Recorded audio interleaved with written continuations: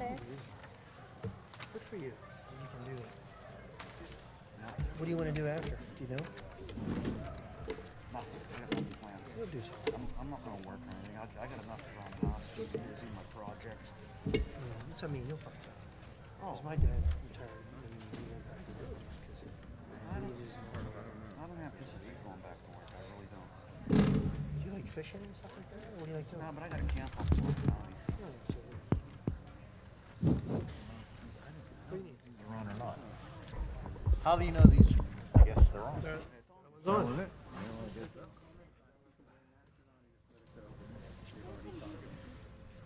Check, check.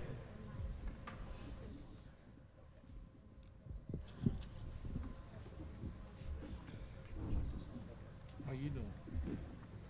They should be fine. We are Getting done. there. Just tell us I got 2 more weeks. Yeah, I knew this month you Hello. My daughter's sophomore too. And I was like agreeing with you. Like, it's crazy how you have get stuff to those do. things. You like that Because I know she's going to be mechanical for her stuff. So permit. you won't be bored. Yes, That's good. Lainey turned 16 in December. that's good. She's already like Yeah, see, mine's not. How's your boy doing? Probably because I'm taking her. Good, they're both yeah, she likes that. My oldest boy took his son, no, it was my second boy, took it last year. Test. Sounds good. You got it.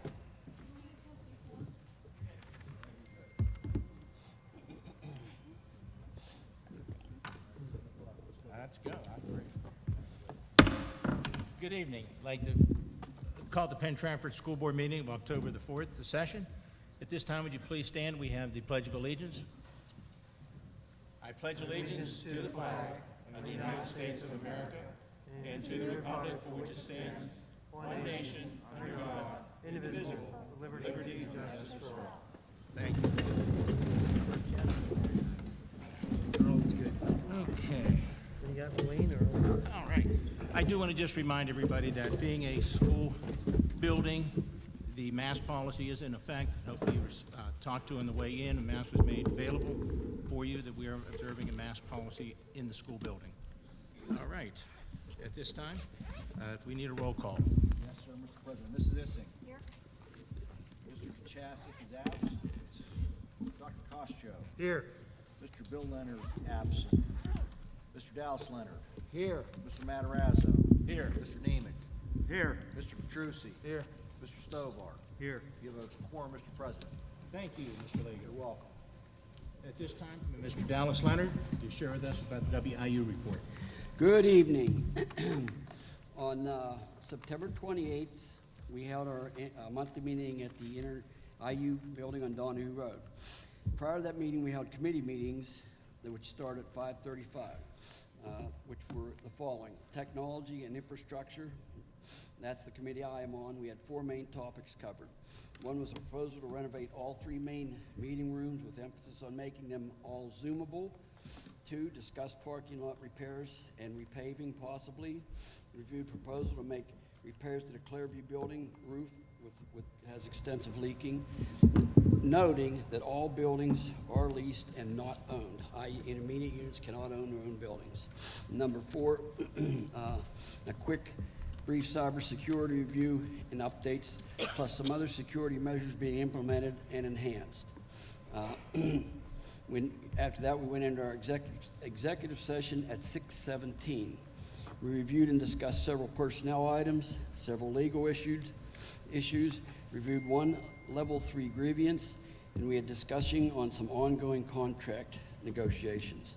The executive session was over at approximately 7:11. Our regular meeting started at 7:13 with a roll call with 11 present, 6 absent. At that meeting, we approved 3 financial reports: treasurer's report, paying the bills, ratification of investments. Approved all committee reports, which include the Executive Services Committee, Curriculum Services Committee, Financial Services Committee, Student Services Committee, Technology and Infrastructure Services. And then our Executive Director gave his report, and I have a quick summary of that. He discussed the 2021 Outstanding Paraeducator Years Award, which were postponed to October.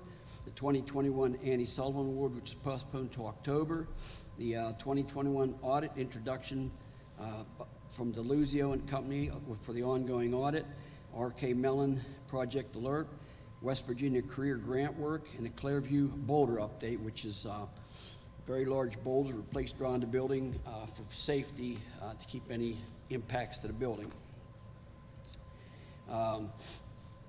I already mentioned we received a preliminary audit report from Deluzio that's not complete yet. And there were other miscellaneous items which included the following. Under human services, we had human resources, we had 10 motions. We also accepted retirements, hired some personnel, and other miscellaneous changes to personnel status. Curriculum service, we had 2 items approved. Financial services, 2 more items approved.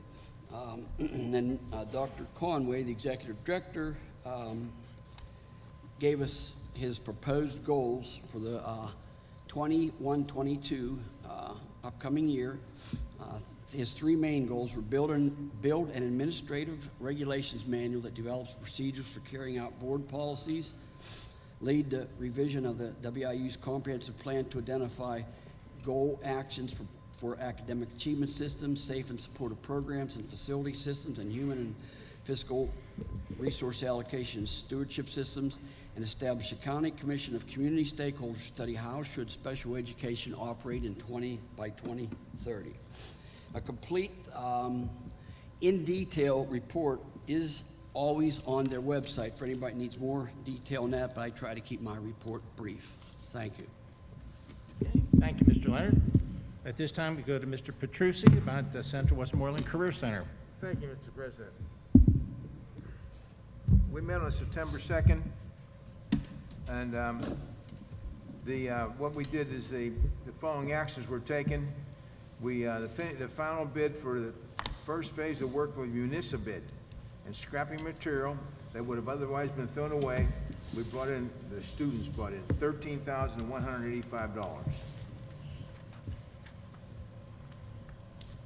The next was, we received an additional $50,000 from Scott Electric for various lighting projects throughout the school. It was their donation, which I thought was very sweet. There were 5 students in the CDL class effective September 13th, and machinist apprentice classes. There are 63 machinists that are registered, which is, I remember we added on about 24 machinists, and they're still waiting list. It's just still going that good. 15 students are registered for state inspection. That'll be held at the beginning of September 14th.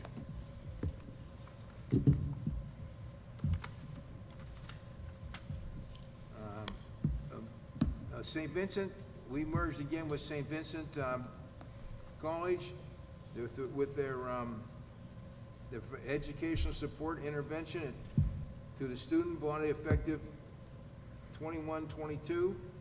The cost is $25,200 and is paid through the Perkins grant. I asked what services were provided. They said youth counseling, drug and alcohol abuse, all the abuses that you want to go through that I don't think it's necessary to mention on, but some with the different, especially some girls are getting some extra support. There are a couple of situations they've been in, and that passed unanimously. Okay, and our enrollment, thanks to Dr. Harris and his pushing the career tech, because our employment rate is well into the 90 percentiles. Here's the enrollment figures. We used to be either 8 or 9, and there are 10 school districts that go here. The only one that belongs to Fayette County is Frazier, but they pay additional tuition to go through career tech. Here's your enrollment figures. Hempfield's number 1, which have always been 255 kids. Number 2 was York, 144 kids. Number 3, tied with Norwin, Mount Pleasant tied with Norwin, 139 kids, and Penn Trafford, 114 kids. First time we ever been in triple digits. We never were that high before, and that's thank you to Dr. Harris. The co-op program is started now with 30 students, and it's starting to roll real well. We'll place students on It's a 5-day project weekly. 1 day is theory, and 4 days, they're out in job training. And they get the wage of all beginning personnel. There's no reduced wage. So that's very beneficial. Right now, you know, how the employment market is working. I mean, the jobs are just so abundant, and they pay real well. Then, okay, and go up 30 kids, I mentioned that. All right, our next meeting is this Thursday, the 7th. That's all I have, Mr. President. Nick, thanks for the compliment, but that's the whole high school team, the guidance office, and the principals. We've really been pushing the career tech, and we started in the middle school with some tours and everything because it's an outstanding program. So, but thanks for identifying me as well, but it's everybody. All right, thanks to both of you. Very good, thank you. At this time, Dr. Harris, you have some information for us. Sure, I'm going to start off, and I see our student representative from the high school, Nick Ferlino, and I'm going to let him speak first. Thank you very much, Dr. Harris and members of the school board. I'm here on behalf of Student Union to give you an update on homecoming planning. Ticket sales, to date, we've sold 592 homecoming tickets, which is outstanding. We still have 2 more days left of ticket sales, so we hope to see some more people coming in to buy their tickets. We have 900 total available, so about 300 tickets still left to sell. For the homecoming game itself, we have a lot of plans for that as well that are unique to the 50th anniversary of the school. We're planning on setting up an alumni tent so that alumni from Penn Trafford can come together and remember their experiences from high school together at the football game. Additionally, the crowning of the homecoming king and queen has been moved to pregame to make room at halftime for the past kings and queens from the past 50 years of Penn Trafford's history to be recognized again at halftime as an homage to our school's history. The marching band will be performing post-game due to this. And at the homecoming dance itself, we are going forward with the outdoor areas as well so that when people are not in the gym enjoying the dance, they can be somewhere other than the cafeteria. They can have an outdoor area. I believe Mr. Aquilio said that we will have about 10 tents outside and seating areas for students so they can have some fresh air and some place where they don't have to be inside all crammed together and have some space to breathe. Does anybody have any questions about homecoming? Nick, did you mention the parade? I'm sorry. Oh, I did not. Okay. We are having the parade. There are floats from various student organizations. Student Union has one for each class representative group, and the marching band will be performing there as well. And that starts at 6 o'clock on Friday before the football game. That's correct. I had it on my list too, but since you announced that, I'm going to cross off a lot of the stuff that you just talked about. Now, will each class have their own float? Yes, each class, their Student Union representatives will each have a float. The senior class, junior, sophomore, freshman, those representatives have been working on their floats for the past few weeks. Great. And for those that bring kids, are they going to be throwing candy out? Yes. And most for of old the people floats. too? Yeah, that's not just the class floats. I believe a lot of the clubs, organizations will have candy that they'll be throwing out, so there'll be plenty for everybody. Now, the student section always wears something special. Like this last game, they did, warrior gear. What are they going to be wearing? Do you know? I believe it's a whiteout for this weekend. I'd have to double check that. So whiteout. So if people are coming, think about whiteout. Mm-hmm. Great. Anyone else have any comments, questions? Just a quick comment. If you're going to be throwing candy to the old folks, make it sugar-free. All right, I'll do my best. Speak for yourself, please. Even with that mask on, you look sharp in that 3-piece suit. Yeah. Thank you very much. Well, thank you so much. We appreciate Thanks, your Nick. coming. Thank you. I do need to mention that the board met for an executive session at 5:15 on October 4th, and we discussed negotiations and litigation at our executive session. This time, back over to Dr. Harris. All right. Actually, I want to turn it back to Mr. Matarazzo because he's going to read the Student of the Month report. This is one of our special events. We just feel so sorry that because of circumstances, we don't have these students and their parents here with us tonight. But the Penn Trafford School Board Administration pleased to announce the October Student of the Month selections. Students were selected by their school principals for being exceptional in some way, whether for earning top grades, showing strong leadership, exhibiting kindness, or for some other notable reason. Our first is Annabelle Mason, 5th grade student at Harrison Park Elementary. She's been selected as a school Student of the Month. School staff agrees that Annabelle is a very sweet young lady who greets her peers and teachers each morning with a smile and kind words. Annabelle is a friend to all and offers a helping hand to any student or teacher in need. Her teachers can always count on her to do the right thing whether they are watching or not. Annabelle actively participates in class and consistently puts forth her best efforts on her assignments. She's fully engaged and excited about her learning. Principal Jeff Swartz said she's selfless, caring, and hardworking. Just a few words to describe Annabelle. We're proud to have her represent our school as our Student of the Month. Congratulations, Annabelle and her family. The next Student of the Month comes from Trafford Middle School, Nathan Lazaration. He's an 8th grade student. Mr. Roger Sullivan, the school's principal, selected Nathan for this honor because of his hard work in the classroom and his deep kindness and concern for others. The consensus of Nathan's teachers is that he is a fantastic kid. He deserves this great award, and one of the classroom teachers actually commented, Nathan is respectful, has a great work ethic, and asks great questions. He's interested in learning and is an all-around wonderful young man. Another teacher added, he's remarkably responsible and advocates in the most polite and considerate ways. He always does his best and puts his whole effort into everything. He's driven to learn everything set before him, and he doesn't rest until he has fully comprehended new concepts. Congratulations, Nathan. Well, I wish we had these kids in person. Our last one is 11th grader Daniel Terabella, 11th grader at Penn Trafford High School. Dr. Greg Capiccioni, assistant principal, chose Daniel as the school student of the month because of his strong academics and his extraordinary character. A poll of Daniel's teachers garnered incredible praise for this young man. English teacher Mrs. Spada stated, Dan treats every student with respect. When asked to work with another student, he's always kind and considerate. Mrs. Frank, his math teacher, added, Daniel has a positive attitude about everything he is involved in, from school to football. He wants to build good relationships with those around him because he's a genuine, good-hearted person. The Spanish teacher, Senor Flynn, commented, Daniel's hard work, intelligence, and charismatic personality bring so much to my class. Daniel aspires to attend Penn State University and major in either law enforcement or education. Congratulations, Daniel. My pleasure to be able to share those. And this time, turn it back to Dr. Harris. Okay, thank you, Mr. Matarazza. A couple other announcements. I know Nick took a lot of mine on the homecoming game and the events this weekend. But this past weekend, we had two fun events on Saturday. The Trafford Middle School Chorus performed at the Westmoreland Arts and Heritage Festival at Twin Lakes Park. Mrs. Rumball sent me a slideshow of their performance, and the kids were having a great time. And this past weekend, we had the first ever Hall of Fame induction ceremony, which took place. The following individuals were inducted to the first class. It was Gregory Agger, Deacon Dan Friscura, Jennifer Casino Haberberger, Regis Holden, John Mochnick, hope I pronounced this correct, Ray Baduzzi, John Polton, David Richards, Terry Lee Johnson Roberts, Alan J. Rudick, Nancy Wallace, and Paul Zeiss. So if you go right out by the guidance counselor's office, you will see that the plaques are on display. So hopefully we do this every year and the list keeps growing.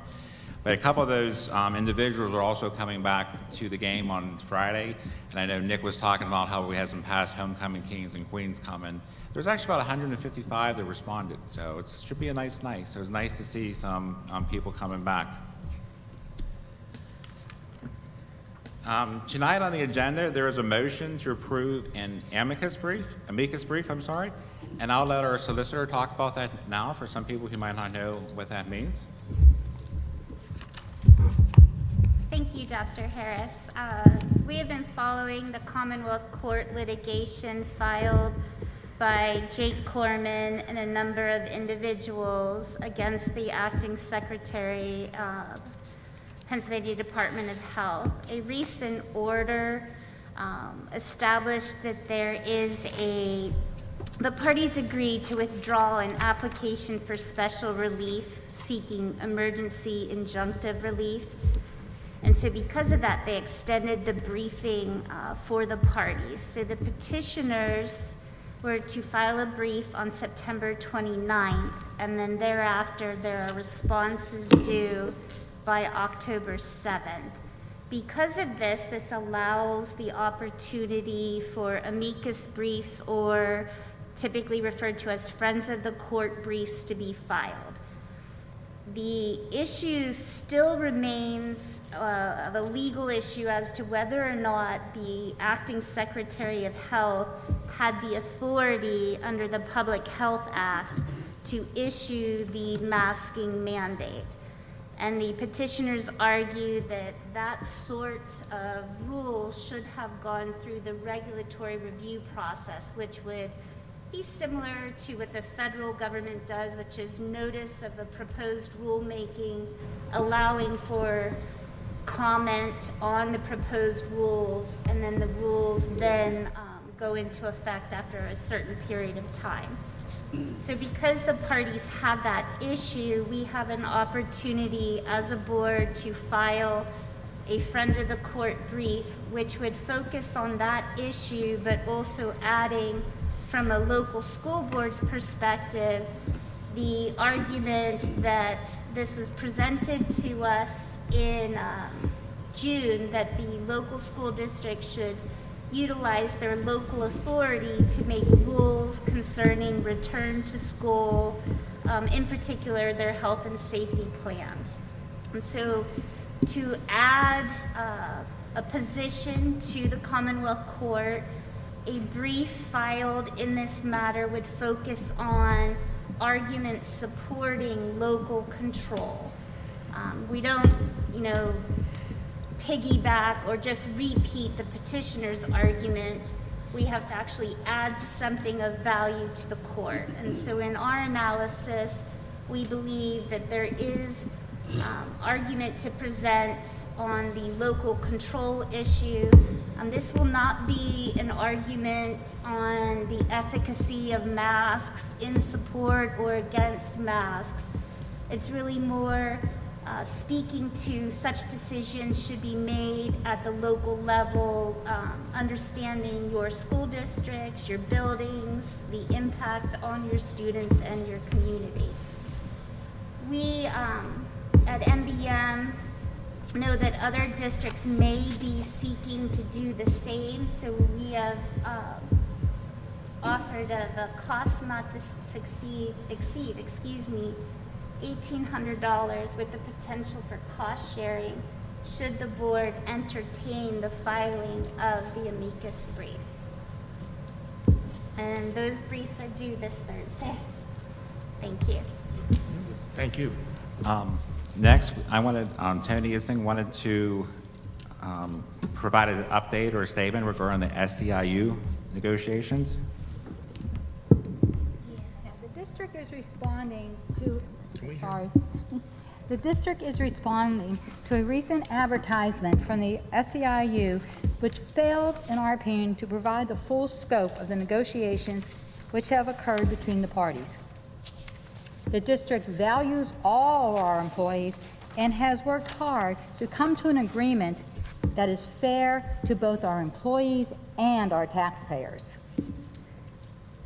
Our custodians and secretaries are among the highest paid in Westmoreland County. They are either the second or third highest paid. Their top wage is $23.60 an hour. That is over $2.50 higher than the county average.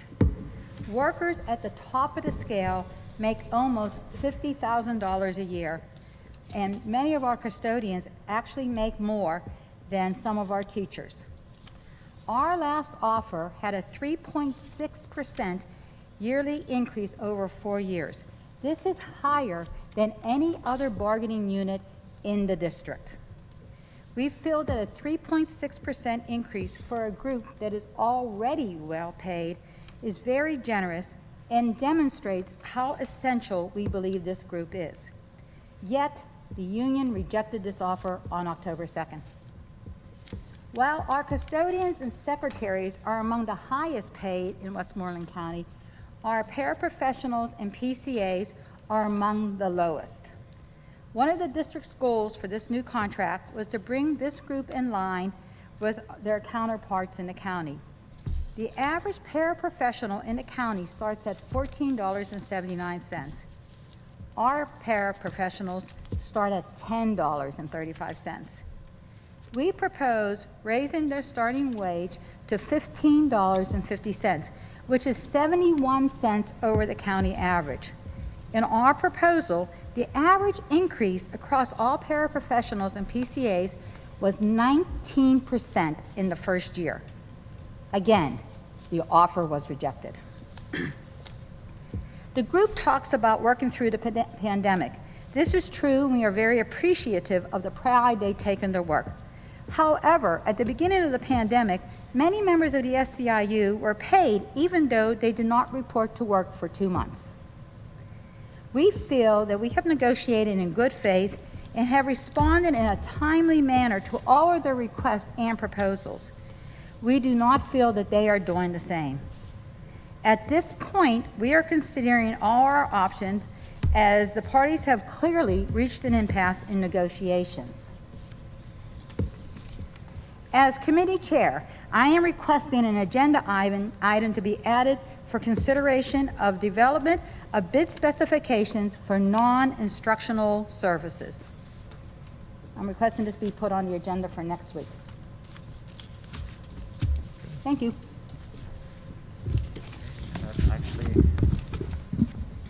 That is all I had under information, Mr. Matarazzo. Okay, thank you. At this time is our recognition of visitors, and our visitors have signed in, and they've come in order of which they signed in, not in order of anything else. In recognition of visitors, you must state your name, address, and group affiliation, if any. Statement will be limited to 5 minutes in duration. All statements shall be directed to the president, and no participant may address or question a board member individually. You may be interrupted if your statement is too lengthy, personally direct, abusive, obscene, irrelevant.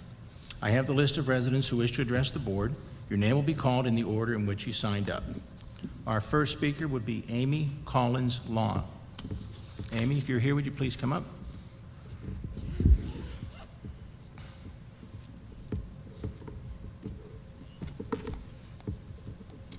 Thank you.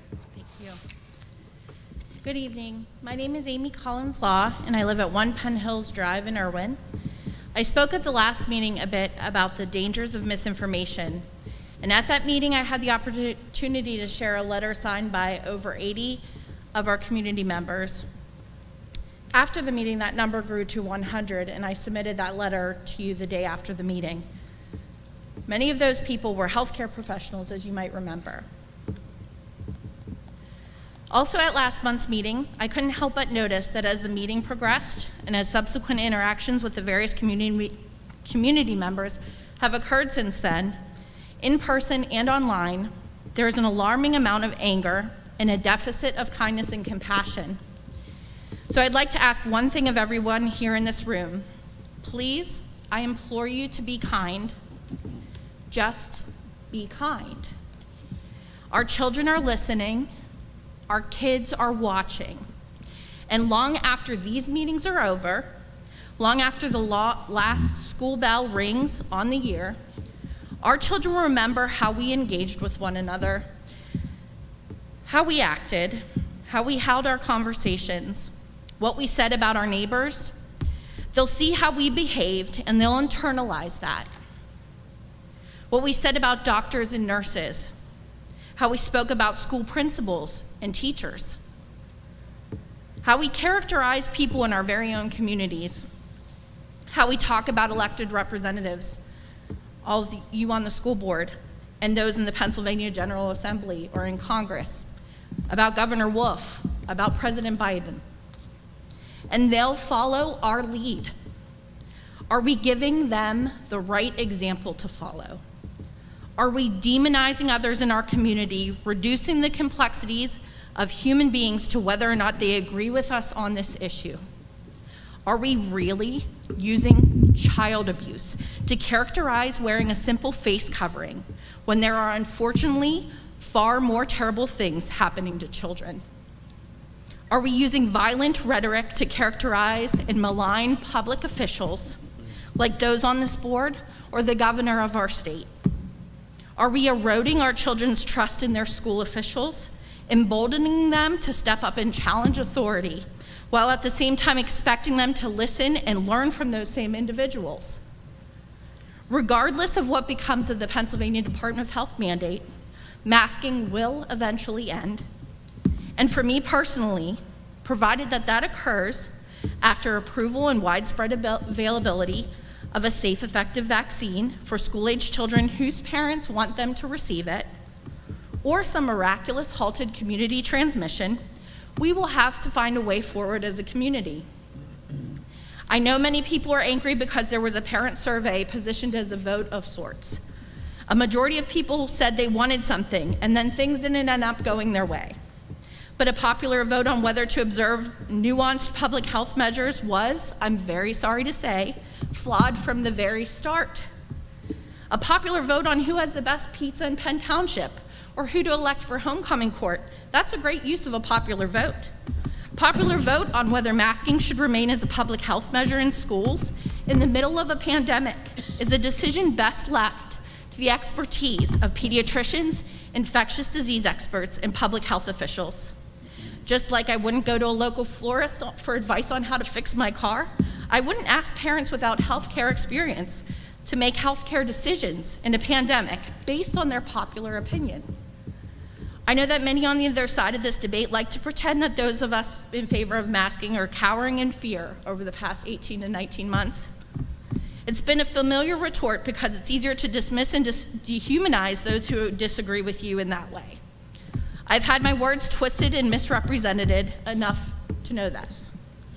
I can't speak for everyone in favor of masking in schools, but for my family, you might be surprised to learn, I've been on the sidelines of baseball and softball games at municipal fields.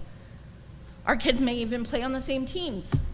We've been to Kennywood, we've had parties, we've traveled out of state, we've evolved, we've adapted to keep our family safe and our neighbors safe in turn. We're all on the same team after all. We all want to return to normalcy, but a return to normalcy won't be achieved by division and erosion of civility in our community. We can't call someone we disagree with evil one day, and then in the next breath tell them they need to listen to their classroom rules, except the one about masking. Let's do better. Our children are listening. Thank you very much for your comments. Thank you. Your time is up.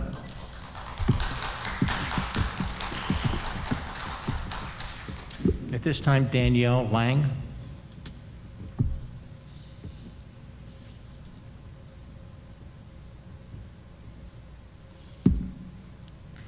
Good evening. Once again, my name is Danielle Lang, mother of 3 in the district. I have a few topics this evening that I would like to address. I'm going to start with the contract of our janitors, secretaries, and paraeducators. Like your letter stated, they have been working since day one of the pandemic. They're the ones that have done the dirty work, the actual dirty work. From cleaning our schools, keeping them COVID safe, putting themselves at risk, to taking care of special needs of children, to handling thousands of calls, emails, and letters, and keeping the schools running and organized. Why can't we approve their request? Plus, we're going to lower their max pay by almost $3, give or take a little change. They have worked this whole time without a contract to keep our kids safe. Now is the time to thank them. Have you thought about what happens if we don't have them and the repercussions to our schools? Virtual learning, can I say? I urge you to do the right thing and take care of all of these employees and also our community members. Next, I'm going to move on to CRT. Were you, the board, aware that for the past year, Sunrise Elementary has had a link on their website called Embracing Race, Learning for Justice? It was a project based out of Southern Poverty Law. A parent did reach out to the school today, and this is what was shared, the school said. They shared that it is not being taught in schools, thank heavens, but these resources were provided to parents last year in the wake of the racial and social injustice discussions that took place over the summer. These resources were provided for parents of point of reflection. To that I say, if this was the truth, why wasn't this information on every school in our district's website and not just one? And if the parents requested this information on how to address the happenings in our country over the last year, I am sure that there are many resources out there that could have been posted showing both views and sides of the issues. And lastly, if this was the true reason that it was up on the website, why was it abruptly taken down today after the school was called? Because at 11 a.m., it was still on the website, and at 12:30, the link is no longer there. But I do have the website saved if any of you would like to view them. I do have a question. So at the last meeting, $1,859,852 has been allocated to building improvements. I would like to see a breakdown at the next meeting if possible. My last point is about vaccinations. Right here is the statement of exemption for immunizations of the Commonwealth of Pennsylvania. This is the letter that parents fill out to have their child exempt from having vaccinations to attend our schools. They fill out this letter and poof, their kids get to attend schools without vaccines. Now the stipulation does state that the children can be removed for up to 14 days if there is an outbreak of any of the viruses. Seems fair. Is this going to be accepted in the same manner when the COVID vaccines become mandatory? Just some food for thought. I want to end with that family values, such as kindness, integrity, and mutual respect, are important parts of our world today, and they're lacking. Teaching our children all three of these help them get ready for their future and help them become good people in our world today so full of hate. Our constitutional rights need defended today, which is something I never thought I would be living through. You as the board, should step into classrooms and see what is being taught or not taught. Because I can tell you, the freedom of speech and the right to peaceful protest are not allowed to be discussed in certain high school classrooms happening today. And it's also happening that if a child is asked to share their opinion on topics, and that opinion isn't the same as the teachers of the classroom, they are no longer allowed to share. As a board member, you need to be transparent. You need to bring accountability to the board and to our schools. You need to be the voice of your district, not your own opinions. Individual opinions have no room on the board, but the community voice does. With that, I am running for school board in District 1 as a write-in vote. I vow to bring family values, I will defend our constitutional rights, and I will be the voice of District 1. Thank you, and have a great evening. Thank you for your comments.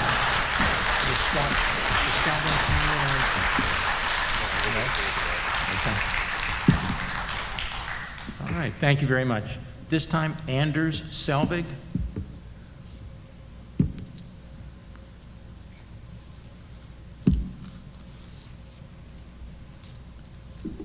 Hi, my name's Anders Selvig. I live at 1174 Claridge Elliott Road. Today I found out that on the Sunrise Estates Elementary website, there's a student and parent resource called Embracing Race, which is the same as CRT. You open it up, it shows teaching tolerance.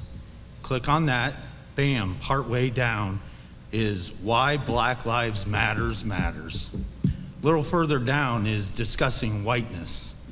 While I understand the media is trying to make everyone divided on race at this time, along with masks, vaccines, I really don't understand why this would be on a school website.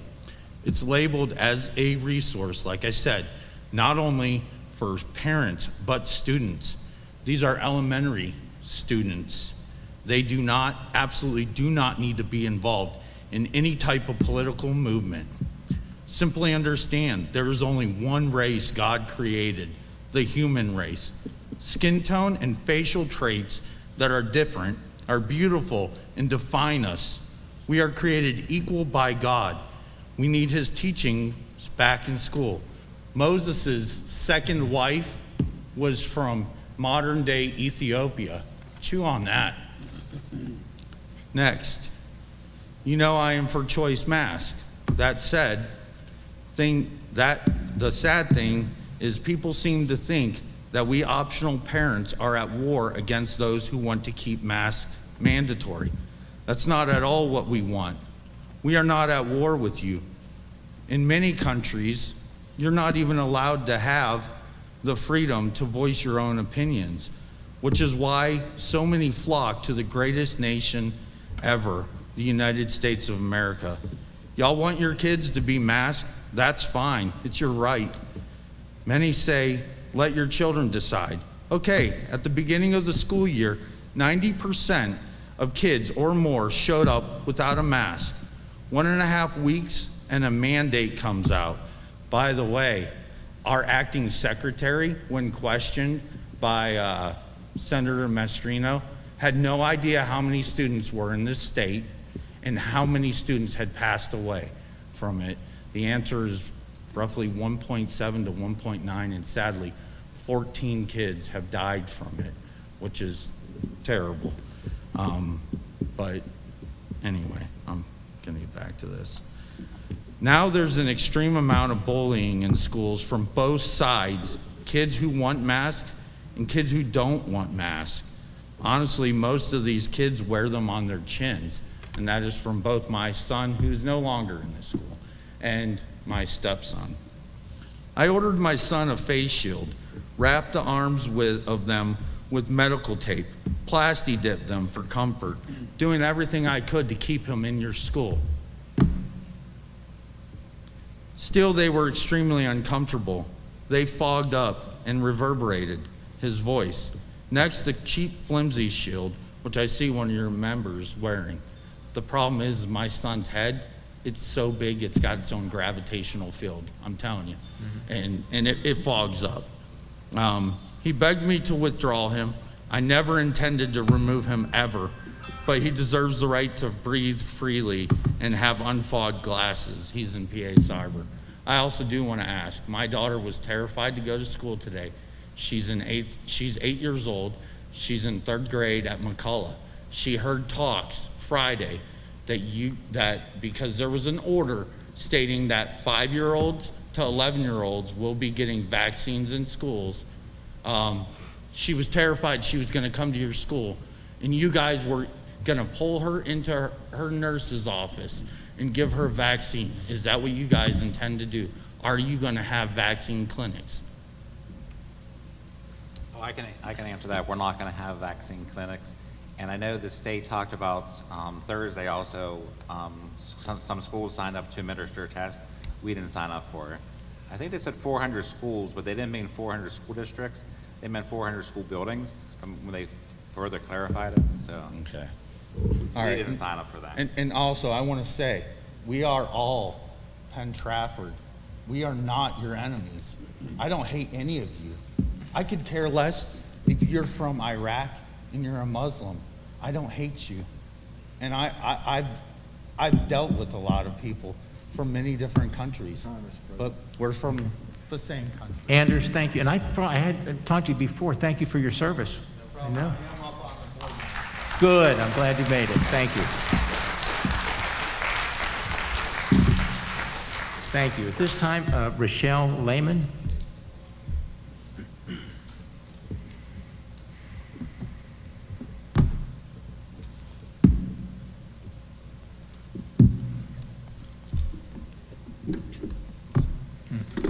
Hello, my name is Rochelle Highness Lehman. I live at 5951 Claridge Export Road on the Highness Farm. My family has been part of this township for over 100 years. My great-grandfather, Frank Highness's farm, was located on Mellon Road at the site where the Elliott is now located. My grandfather, Joe Highness, had a large farm where I currently reside, a second farm at St. Barbara's, was a successful realtor and property owner in the township. My father, Richard Highness, is a retired farmer and school teacher with over 30 years in the Penn Trafford School District. My mom's family is from Trafford. My grandmother was a Paulchek, which ties in with the Sebesics. And if you're familiar with Trafford history, that you know their names. My parents are both Penn Joint graduates. I graduated from PT in 1993. After college, I lived in Nags Head, North Carolina, where I married and we had our first son. After he was born, for various reasons, we sold our house with a view of the ocean and moved back to sunny western Pennsylvania, Penn Trafford specifically. We currently have 3 sons, all at different buildings in the district. I share my family history with you to illustrate how interwoven we are, how strongly we believe in Penn Township and Penn Trafford, and to demonstrate the amount of blood, sweat, tears, and taxes we have given. I am a hospital pharmacist. My husband is a registered nurse in an emergency room. We are both employed by different health networks. Every year, the Gallup organization does a survey of honesty and ethics in professions. America has ranked pharmacists, physicians, and nurses in the top 4 every year for the past 4 years. When COVID started, we were hailed as healthcare heroes. There was a change when Delta arrived. I have been called a wide variety of things, from sheeple to idiot to fearmonger, and some additional things I've had to Google to understand the nature of the insult. In spite of verbal assault and belittling, we continue to do our jobs to the best of our ability, with care and compassion, according to the oaths we took, regardless of your stance on COVID, no matter how abusive you are conveying your beliefs on vaccines and masking, we will still care for you and give 100%. There are over 30 pharmacists in my department. All are pro-masking except for one. That one is the most outspoken and vocal, and is so loud that if you came to our department, you would think she speaks for the majority of us. However, that is not the case, and being the loudest does not make you right. My department follows the trend of local physicians' offices, as they are unwilling to write blanket mask exemptions because they believe in masking in schools. I keep hearing parents know what is best for their children. I disagree. Part of being a good parent is being humble enough to admit you aren't an expert on everything. Actually, most things. That is why we have doctors, teachers, therapists, driving instructors, and many more. When our oldest son was almost 3, he was teaching himself to read and knew his numbers into the thousands. We really just thought he was a genius, but the director at his daycare suggested we have him assessed. He was diagnosed with autism spectrum disorder, particularly Asperger's. We did not know what was best for our own child, so we listened to those who did. Thanks to aides, therapists of a wide variety, and teachers, today he is a thriving junior in high school with no IEP, no aid, and unless we tell you, you will not know he has a diagnosis. And even once we tell you, you might not believe us. Healthcare professionals are not promoting masks in schools because children are a high-risk group. We know they're not. But we are in the middle of a public health crisis and hospitals are overwhelmed. We are at our usual census plus an additional 20 to 50 COVID cases. We are promoting masking because it helps to reduce the spread, which helps to reduce the cases, which reduces hospitalizations, which opens up the hospital so that patients can be transferred from the ER. Right now, the ERs are overwhelmed. If your child breaks their wrist tumbling, your parent has a stroke, or your teen is in an auto accident, we want them to receive medical care as quickly as possible. Right now, the ERs are overwhelmed and we are unable to do so. It has nothing to do with politics. This has to do with public health. Thank you for supporting the mask mandate in schools, and thank you for your time. Thank you very much. Thank you for your comments, and thank you for your service.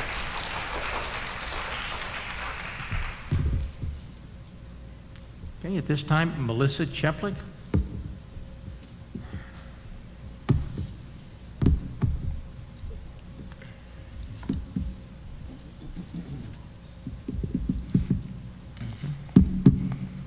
Good evening, Melissa Cheplik, Caroline Street in Jeanette. First, I would like to start this evening with a little bit of an object lesson for you. I have a few things in my bag that maybe I would kind of like you to see. First are some soiled tissues. I have some dirty masks. I have some gross stuff that I really don't think you want to see. But the reason I brought these is because I want you to imagine that these are the things that you have to touch every day. Our PCAs are changing diapers for little ones that have that need, or older special needs kids that cannot wipe their faces. They're getting their hair pulled, or taking a deep breath as they feel the teeth of a little one sinking into their arm. The PCAs do this every day.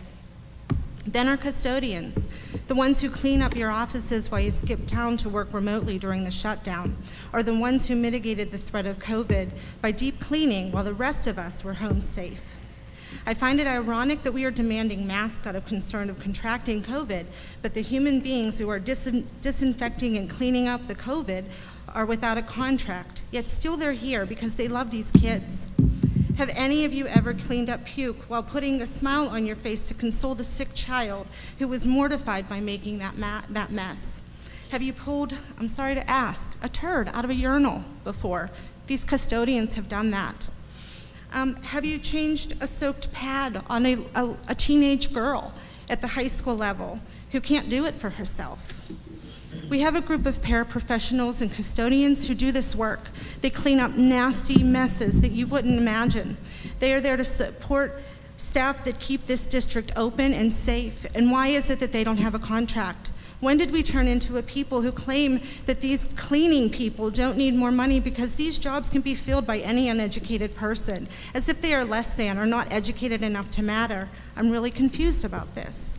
Why, do you realize that they are human beings who have bills and families to care for, and they don't get the decency of a few pennies more pay and some dignity along the way? Who are we? Yet again, I find that you're not representing us. We are the constituents. We appreciate these PCAs and the custodians that are willing to do this work of love, because it is a work of love. When did we fall asleep? When did you switch to autopilot? Do you not realize that what looks good on paper might actually impact the support staff whom you need to keep these doors open? I woke up last night when you muzzled our kids for no good reason, and now I can't help but notice that the face diapers were merely the tip of an iceberg of dysfunction. Are you sleeping, or do you know that critical race theory is on our doorstep, or at least on the Penn Trafford website? Have you begun to discuss how you're going to provide parents a choice to vaccinate or not when the big bad wolf demands that we do as he says? Do you realize that you are the first line of defense of an overreaching government, that we, the people, have the power, and you are to represent our voices? Are you awake yet? It is apparent that many of you have been here for way too long, and really that is on us, because we trusted that you were doing right by us, and we yawned as we voted you back in time and time again. But now I think it's time for new perspectives, for people who have children in the district to sit on the board to help you see the whole picture. This is why there are 3 of us here who are running write-in campaigns in the hopes of winning a seat of those uncontested members who are asleep at the wheel. I'm Melissa Cheplick. I'm a mom of 7. I am running a write-in campaign for District 2. I can promise you that I am well awake and I am ready to do what it needs to be done to serve the people of this community, to make sure that everyone working here gets the respect they deserve, because they're human beings. Now, I'm not afraid to clean up messes. Let me model that for you, because I want to be a servant for this community. I'm here, how we respect people who keep this district running, who lovingly care for our most vulnerable children, is the most important thing. Thank you. Thank you very much.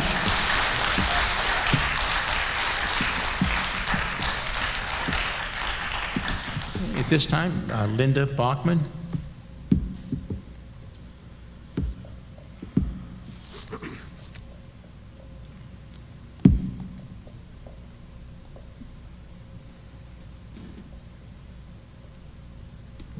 Good evening. My name is Linda Bachman. I live at 11 Dover Road in Irwin. I come here tonight to clear up some misconceptions. The article that has gone on in the district website is all smoke and mirrors. You have said that we make more money than a teacher. New teachers start out anywhere from $43,000 to $48,000. Our custodial staff are hired at roughly $30,000 per year. The teachers work 9 months for that money. We work 12. You have our top rate at $23.60 an hour, when in fact, out of 41 custodians, only 7 are at top rate. What you also failed to mention is that in order for us to reach the top rate, it takes approximately 21 years. The teachers, after 22 years, make approximately $95,000. The mid-year raise that was mentioned has been in effect for over 25 years. You stated that you offered us a 3% raise, when in fact it is more like 1.5%. Also, what you failed to mention is that in July of 2020, our hospitalization rate was increased by 3.5%, and the district taxes went up by 2 mills. In July of 2021, our hospitalization rate was increased 4.5%, and the district raised its taxes by 1 mill. By the time you factor in all of the raises and increases in benefits and taxes, we have already lost money. You stated that the paras and PCAs start at $10.35 an hour, when in fact we have been asking the board for 12 years to raise that rate, and you have rejected us every time. We come and do our jobs on a daily basis, not for you, but for every kid that walks through those doors in the morning. We are not asking you for millions of dollars. We are asking for wages that help us stay in our homes and let our kids go to colleges of their choice to give them a future. Thank you. Thank you very much.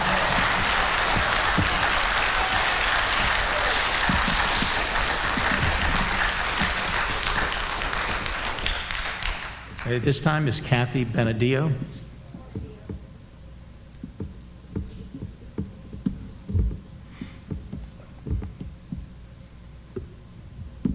Good evening. My name is Kathy Bonadio. I live at 858 State Route 130 in Level Green. I have worked for Penn Trafford for the last 21 years, part-time at first, and then for the last 14 years as Sunrise Elementary's secretary. Myself and all the secretaries love our jobs. We are dedicated, hardworking women. We do a variety of things on a daily basis.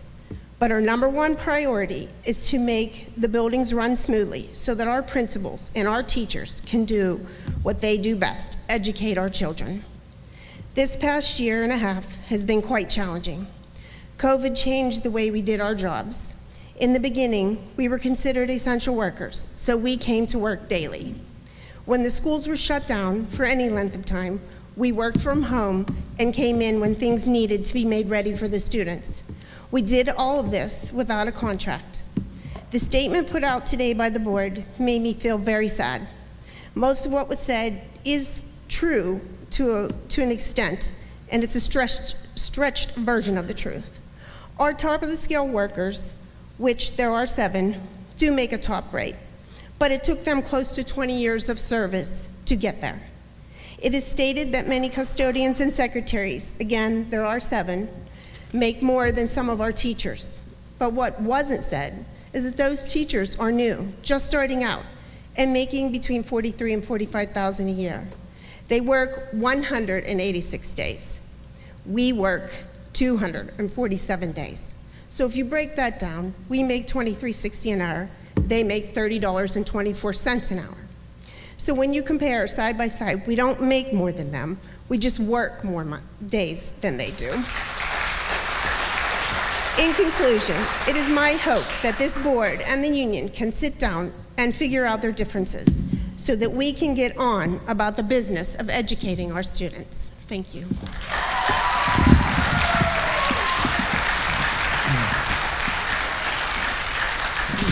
Thank you very much. This time, Christy Speranza.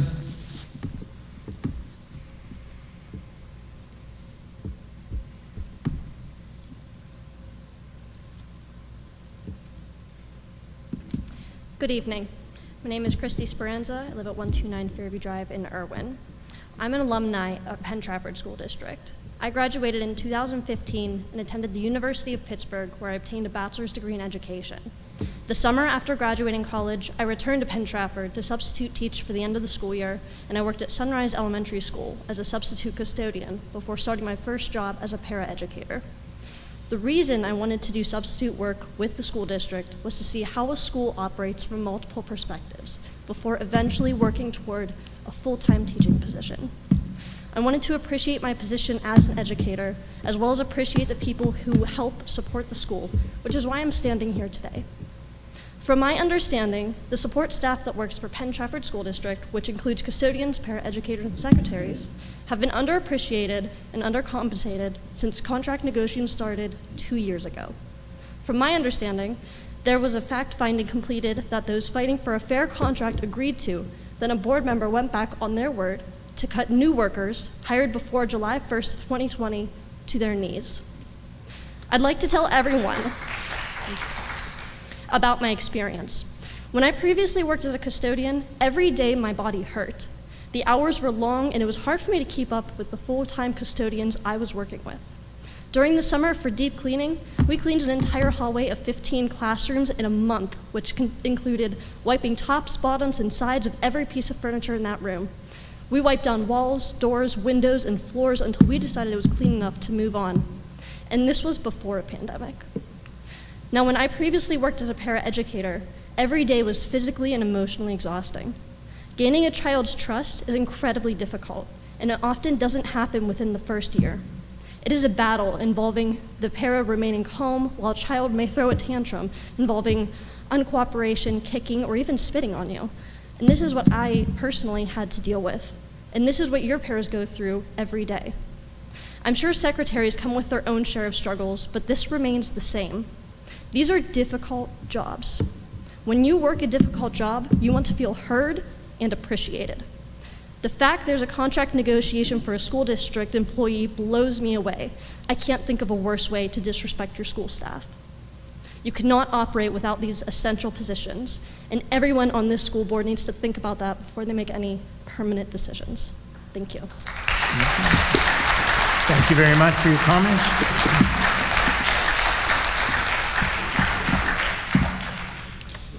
At this time, Julia Fry.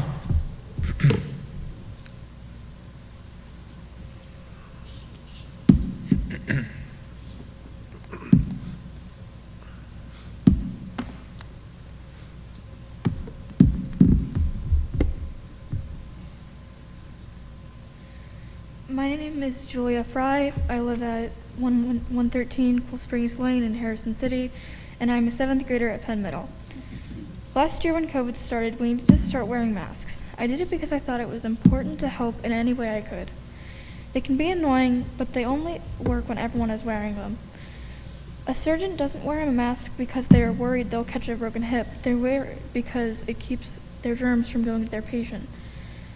The main point is that I'm not bothered by masks because I know why they're being worn, and they don't bother my friends either. Masks aren't as big of a deal as they've been made out to be. It's what's needed. COVID isn't gone, and kids are getting sick now with the Delta variant way more than they have before. The Children's Hospital in Pittsburgh had to build a tent for overflow patients in their garage because of the wait time in the ER was so high. That's definitely not normal, and it's not something they had to do before. Julia, I'm sorry, honey. Would you mind? I can't quite understand you, whether you pull your mask down or speak a little slower. We want to make sure we hear what you say. I'm sorry. That's okay, thank you. Should I start over? Wherever you'd like to start, because your time's still going, so go ahead, honey. Okay. The main point is that I'm not bothered by masks because I know why they're being worn. And they don't bother my friends either. Masks aren't as big of a deal as they've been made out to be. It's what's needed. COVID isn't gone, and kids are getting sick now with the Delta variant way more than they have been before. The Children's Hospital in Pittsburgh had to build a tent for overflow patients in their garage because of the wait time in the ER was so high. That's definitely not normal, and that's not something that they had to do before. What's really bothered me is how divided people are on this issue. I feel like this shouldn't be a debate anymore. Masks are something we should have gotten used to by now. North Allegheny changed their COVID plan to make masks mandatory when the risk for COVID was severe or worse, and optional when the risk for COVID was moderate or low. Why can't we do that here? That's it. Oh, Julia, now, Julia, I'm sorry, I missed that. Now, you're a 7th grader from what school? Penn What Middle. school do you go to? Penn Middle. Penn Middle. Did you write that by yourself? I need some help from my mom. Well, yeah, I think you made your teachers proud and your mom and dad. Thank you very much for your comments.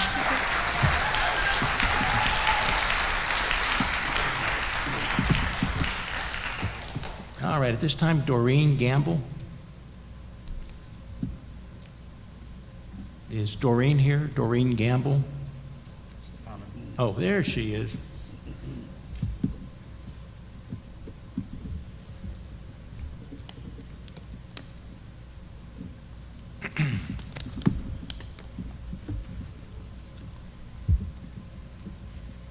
Probably should have sat closer, I'm sorry. Thank you. I would like to discuss my concerns for the students in Penn Trafford from the perspective of the paraprofessional. I have been with the district for 9 years. and began at $9.75 an hour. I currently make only $11.95. When you asked us to take a pay freeze, we took one. I don't even receive holiday pay, even though I have worked through them for 4 years. Paras, secretaries, and custodians have been working without a contract for over 1.5 years. We have worked in a school setting, and we also worked remotely to ensure the continuing education of students we are tasked to care for throughout the pandemic.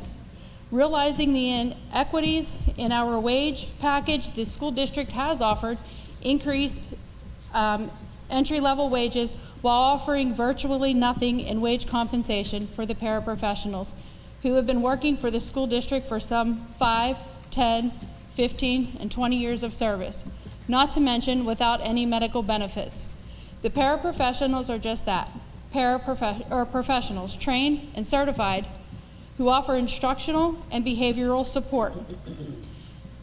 The school district is currently using uncertified subs, SLAs, and tutors to perform the duties of the paraprofessionals because of short staffing.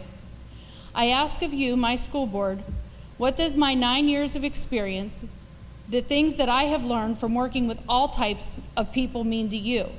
Are you really capable of finding new people who fit into this program the way that I do? People who show up every day for these kids, people who do their jobs with all of their heart for only $11.95 an hour. No complaining about pay and contract interpretations.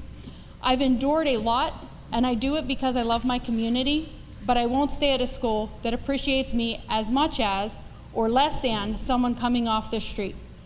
I know I am worth something more than the base pay you would like to start the new hires and bump our short-term staff up to.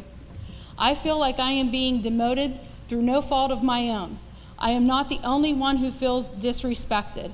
I am not the only one who has made these sacrifices. There are several paras who have been here for almost 10 years, like myself, will only see $2 more in their paychecks, while new hires are going to see almost $4 an hour more. We need a contract that is clear, fair, and most importantly, respectful. And I may have forgot to say, I am Doreen Gamble, and I live at 106 Summit Street in Penn, Pennsylvania. Thank you. I'm so sorry. That's all right.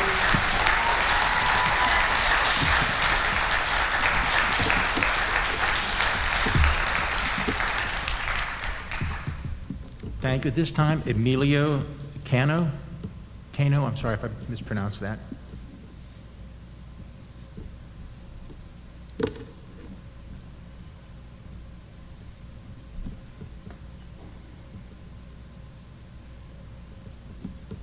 Good evening, and thank you for the time, Board. My name is Emilio Cano. I am the representative with SEIU 32BJ on behalf of our secretaries, our paraprofessionals, our custodians, and everybody else in our bargaining unit. I am brand new to Western Pennsylvania, that is true, but I have been a union representative for over 6 years now. And I must say, in my limited time working with these members, I've been impressed by their commitment and dedication to the district. I'm also impressed that members are so committed to fairness and equity and making sure we reach an agreement that treats all of our members fairly. Now, I acknowledge and I can appreciate the movement the district has made, particularly in proposing higher entry-level rates for paraprofessionals. God knows they need them. But unfortunately, we aren't quite there yet. And on Friday, members voted overwhelmingly to authorize a strike if necessary. Now, that being said, we remain fully committed to making every attempt possible to negotiate a peaceful resolution to these negotiations. And to that end, we look forward to meeting with the district soon to continue our negotiations. Thank you for your time and have a great afternoon. Okay. Thank you very much.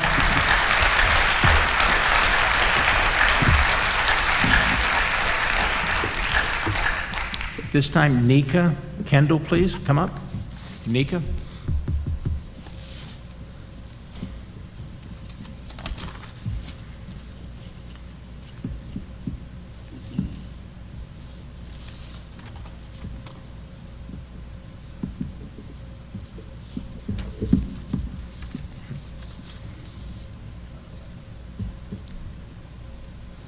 Hello. Is the solicitor going to explain further what she was talking about earlier? Because I know a few people in my row, we weren't quite following. Are you guys? With the Amicus brief? Yeah. I don't want to take up any of my time with it, but is she going to explain that further at the end? We don't understand. We need more layman's terms. Yeah. Yeah? Very cool. Okie dokie. Nika Kendall, Mount Manor Road. It was September 29th, 1959, when Nikita Khrushchev delivered his prediction for America at the United Nations. Your children's children will live under communism. You Americans are so gullible. No, you won't accept communism outright, but we will keep feeding you small doses of socialism until you will finally wake up and find you already have communism. We will not have to fight you. We will so weaken your economy until you fall like overripe fruit into our hands. The democracy will cease to exist when you take away from those who are willing to work and give to those who would not. I honestly don't know what's worse at this point, those who pretend they don't know what's going on here, or those that actually don't. Those that go along with it for personal gain, or those that are still too afraid to do something about it. Imagine a world where people claim to be so deathly afraid of a virus, but still send their children to school, who state that they just want everyone to abide by the COVID-19 safety measures while they go from doctor's office to doctor's office full of sick people to obtain signatures requesting others abide by the measures, and then to make matters worse, show up to a school auditorium to announce their allegiance to the Branch Covidian Alliance. Asymptomatic spreader much? What happened to stay home, save lives? Oh, they only want to follow some measures, like masking everyone else's babies while theirs enjoy maskless play dates and seasonal outings. We know who's been to the Fall Festival, and we know who's been to Kennywood. Imagine a world where the minority of people are deathly afraid of a virus, but get to, and do, send their kids to school, while those of us who trust God and unbiased research are denied access. Where those who are afraid of a virus are fined to roam freely in shops and travel, and those who trust their immune systems must order online and vacation within driving distance.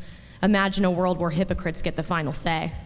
If you do not stand up now, you will have lost the freedom to fight for your children. Do you think it will end when these demons are done taking your jobs for not getting an experimental gene therapy? Do you think it ends when all airlines require proof of vaccination and you can no longer travel? They already won't let the kids who don't comply with anti-science, baseless satanic rituals, mandates, enter their public educational facility paid entirely by your tax dollars. They're not going to stop. They are coming for you. They are coming for your children. Stand up now. There's not much time left. Thank you very much. Thank you.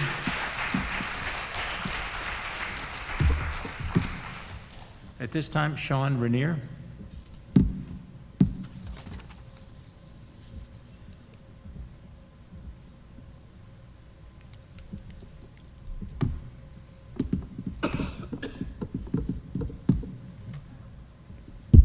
Sean Rainier, Sunrise Estates. I'm going to tell the board what I've witnessed, especially over the past year with the SEIU union workers. I've witnessed the janitors bust their butts, running around like maniacs at lunch, cleaning continuously. I've seen the paraprofessionals who aren't even offered benefits work with the neediest students daily. They barely get a lunch. I've seen the secretaries do 2-3 people's jobs at the same time. I think you guys have the money. I know you guys have the money. The difference in what they're asking and what you're asking is minuscule as compared to the rest of the budget. The students in this district in the last 2 years have either not had any in-person learning or have been pulled in and out of classrooms every other month. For the district to go to remote learning, if there's a strike, it should be unacceptable for everybody. I know it's going to be unacceptable for the teachers, the students, and especially the parents. So I hope we can come to some type of solution to this, because the money between you guys is small. Thank you. You're welcome.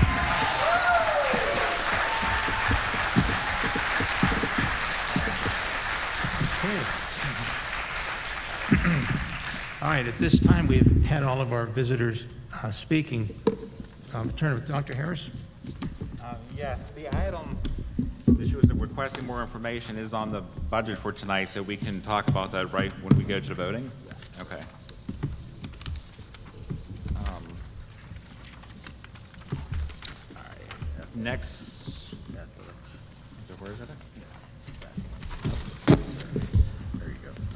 Oh, I'm sorry. Next week, we're going to ask you to employ extracurricular personnel, approve a high school band and choir trip. And I talked about this last month. I know we improved the cheerleading trip, and we talked about the band and choir. Jeff Fox is back there. You already had over 100 students in choir sign up? 102. Oh, it grew by 2, so 102. So that's great to see. Under Budget and Finance, we're going to ask you to authorize payments for credits earned by professional employees, authorize representatives to the WIU Joint Purchasing Consortium, grant permission to advertise jointly for the purchase of supplies, append list of vendors, approved vendors for employee 403B contributions. Under Buildings, Grounds, and Safety, there won't be any issues. Under employee relations, negotiations, transportation, there are no items. Under food service, there are no items. Under personnel and curriculum, there is to approve parent volunteers, approve personnel agenda. Under policy, public relations, legislative title II, there's a grant permission for the Amicus brief, which is actually a vote tonight. So I wanted to have Christina kind of give more information regarding that as requested.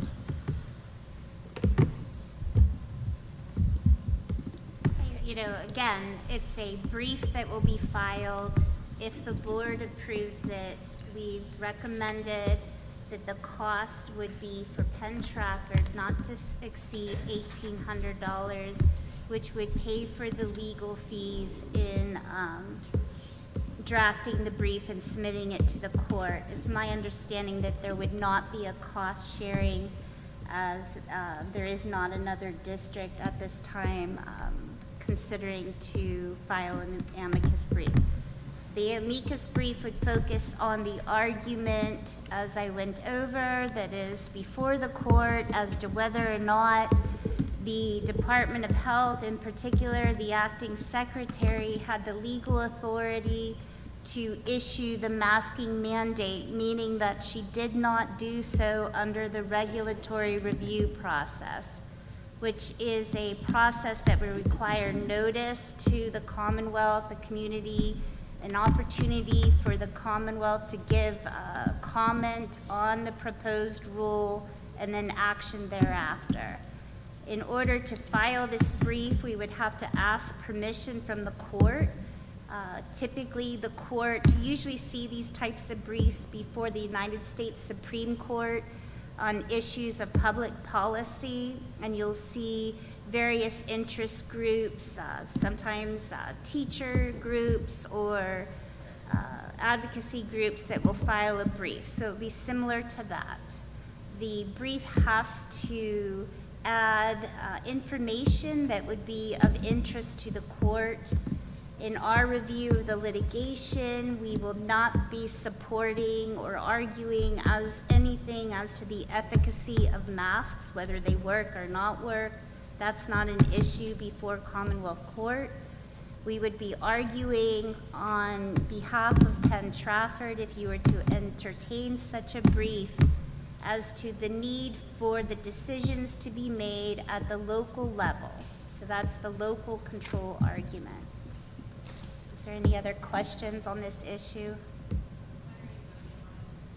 Tonight. Yeah. I do have a statement about that. I think it's an opportunity for the district and the community to make a statement that we want to take back give back the local officials, the local elected officials, the ability to make local decisions. And it's masked with some other stuff in there, but that's the basis of this, is to make a statement that we want to have control of our local decisions, and that's what we're back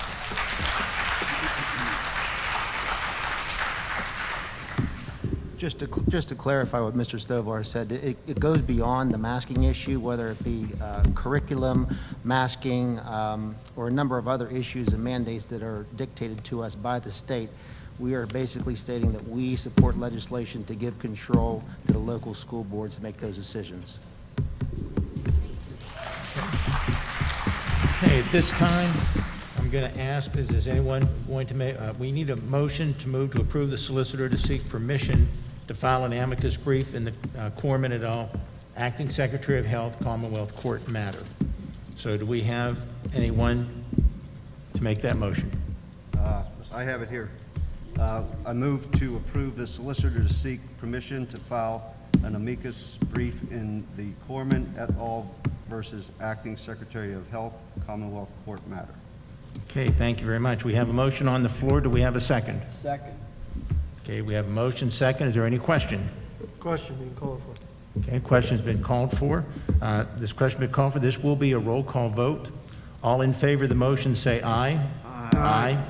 All opposed? Motion carried. And then finally, for next week, the only other item, there's no items listed under taxes, insurance, census, and back to Mr. Matarazzo for adjournment. Thank you. At this time, do we have a motion to adjourn? Motion. Got several motions to adjourn. Do we have a second? Seconded several. All those in favor, please say aye. Aye, we're out of here. Good night.